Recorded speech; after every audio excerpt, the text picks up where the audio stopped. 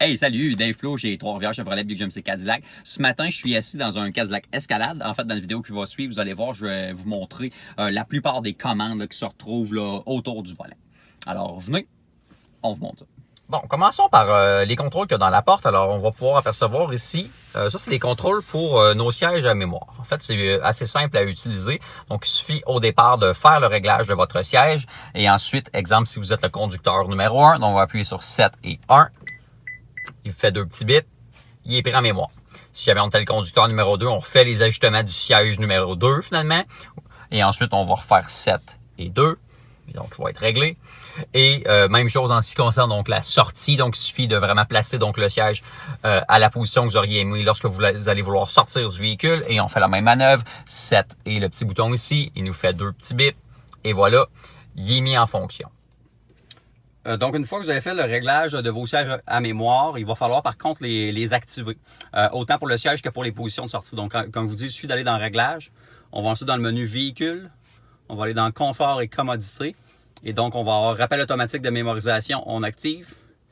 Et Option de sortie aisée, on active. Donc, lorsque vous allez soit mettre le véhicule, donc mettre le contact, ou bien mettre hors contact, donc vice-versa, ben il va s'ajuster, donc soit reculer les sièges ou les avancer, enfin les placer donc à l'endroit où vous allez les avoir réglés. Bon, regardons un petit peu les contrôles, là, toujours au niveau de la porte. Donc, on va pouvoir apercevoir aussi, j'ai mes interrupteurs pour déverrouiller ou verrouiller le véhicule.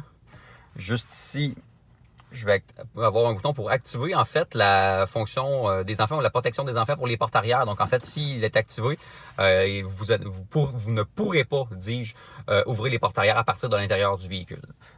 Comme ça.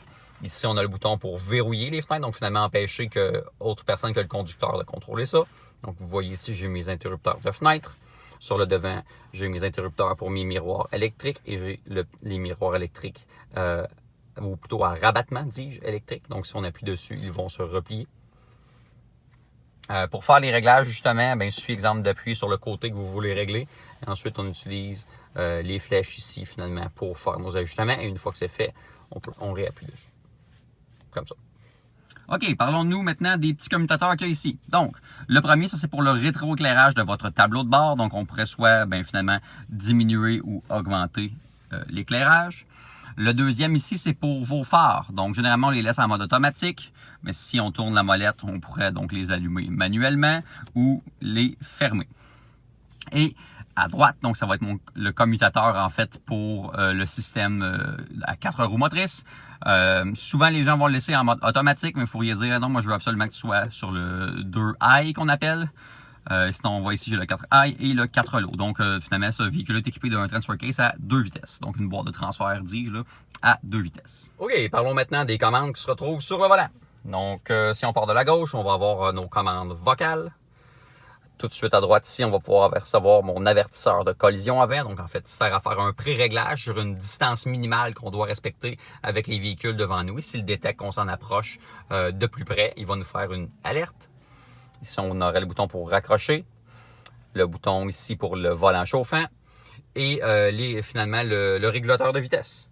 Donc, le mettre ou le désactiver, mettre en fonction ou le mettre hors fonction, désactiver un réglage, faire un réglage et ensuite soit augmenter ou diminuer votre vitesse. Du côté droit du volant. Donc ici, ça va être pour nos favoris en fait de nos canaux de radio. Ici, on va avoir les boutons pour contrôler le volume. Et le bouton ici, lui, va servir pour naviguer dans l'ordinateur de bord du véhicule. Donc, je l'utilise. Donc, on peut afficher plusieurs paramètres. Donc, des paramètres en ce qui concerne, si vous voulez, la radio. On pourra avoir des paramètres en ce qui concerne le véhicule. Donc, vous voyez, je peux contrôler l'autonomie. Et donc, aussi à partir d'ici, donc à partir donc du petit sélecteur, on va pouvoir aussi changer finalement notre écran d'accueil finalement. Parlons maintenant des petits boutons qui sont ici. En fait, ceux-là vont servir au système de visualisation tête haute. On appelle ça souvent le Heads-Up Display. Donc, en fait, le premier bouton lui va servir à ajuster ses positions. OK. Donc, c'est ça. Le premier bouton, ça va pouvoir servir en fait à l'ajustement au niveau de la position. Donc, dépendant de notre grandeur, ça va affecter donc où est-ce qu'on va le placer. Le deuxième bouton, il va servir à finalement changer les informations du système de visualisation tête haute. Et le dernier va pouvoir servir à soit diminuer le rétroéclairage ou l'augmenter. Eh bien voilà, je pense que ça devrait quand même vous donner une bonne idée là, de comment finalement utiliser donc la plupart des commandes près du conducteur.